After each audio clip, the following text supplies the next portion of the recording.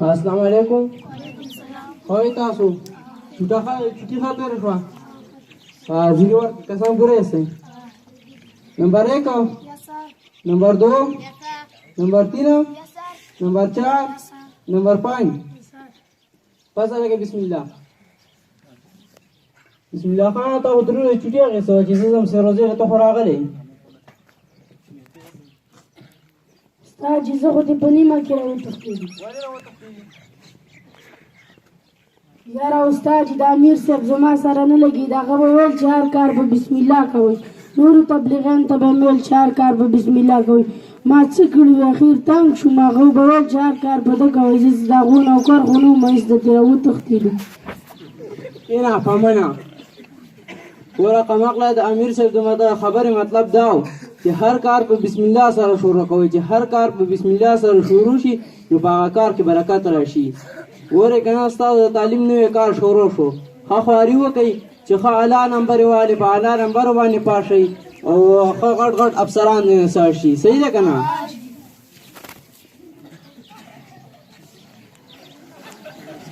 سبا خو مې یاد دی که نه؟ السلام علیکم. څنګه وعلیکم السلام. څنګه محترم ګله؟ ښه جوړ یې؟ خیر دی؟ الله کښېنه. خیر خو وکړه محترم ګله. څنګه پېښه وکړه؟ یاره استاد جي د سکول د زویم سکول کې پیل شوی دی. هغه سکول کې جوړی او وایي ما پاس کا. دا زه څنګه پاس کړم؟ زه خو ټکې په سبق هم ټول پاشای ګاډې واډې کړي دي. یاره استاد جي بیا به یاره استاد تاسو ته چل وکړئ که نه بیا به خواري کوي. صحیح ده. زه یو څو تپوسه کوم ستا مخکې که صحیح کړم پاس به کوم که صحیح نه کړم مې فیل به. صحیح ده؟ دا راته ووایه چې لیټین ته نوتو څه دعا ده؟ قسم دی استاد جي لیټین خو موږ پېژنو موږ خو په پټو کې کوو. دا وګوره ما لیټین نوتو دعا مې ورځي. دا څنګه سکول کې دی کړولی دی؟ یو تپوس دې بل کومه. دا راته ووایه چې دنیا کې څو بر اعظم دي او کوم کوم دي؟ 5 پاسه کې لیټین نوځي کومه دعا ده؟ اللهم إني أعوذ بك من الخبث والخبائث. شاباس وګوره دا راته دنیا کې کوم کوم بر اعظمونه دي؟ استاد جي 5 او نومونه ووایه کوم کوم دي؟ قائد اعظم، بابر اعظم، مالی اعظم، یو خان اعظم. استاد یو زما درې دی شاه اعظم کاکا.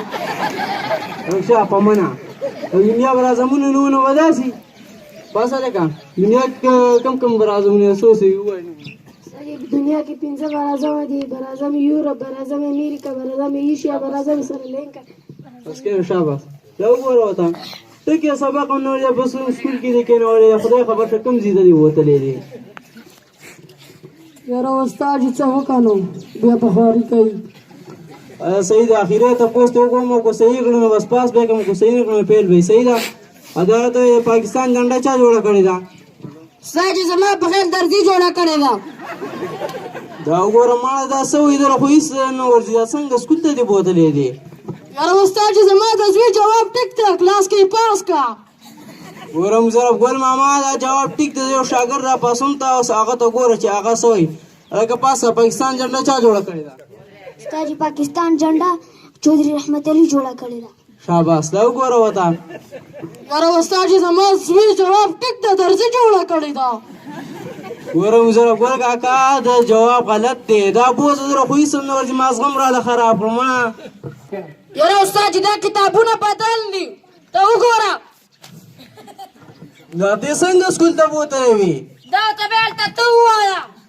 زه بیا ورته وایم خو دا څنګه سکول دی؟ ته خو عجیبه خبره کوې. کتابونه بدل دي کتابونه بدل دي.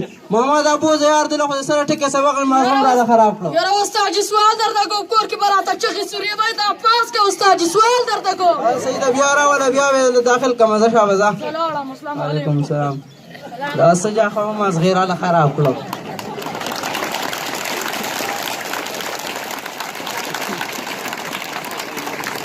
ګورې بچو دا اوس وګورئ دله هېڅ هم نه ورتله نه ولې لیټرین نه ورته دعا ورتله دا مو ته پته وي چې صبر اعظم دي نه ورته دا پته وي چې پاکستان جنډه چا پرنسپل صاحب بندي کوي تاسو کمران نه دانګې وراني کوئ پردو فصلونه راشو کوئ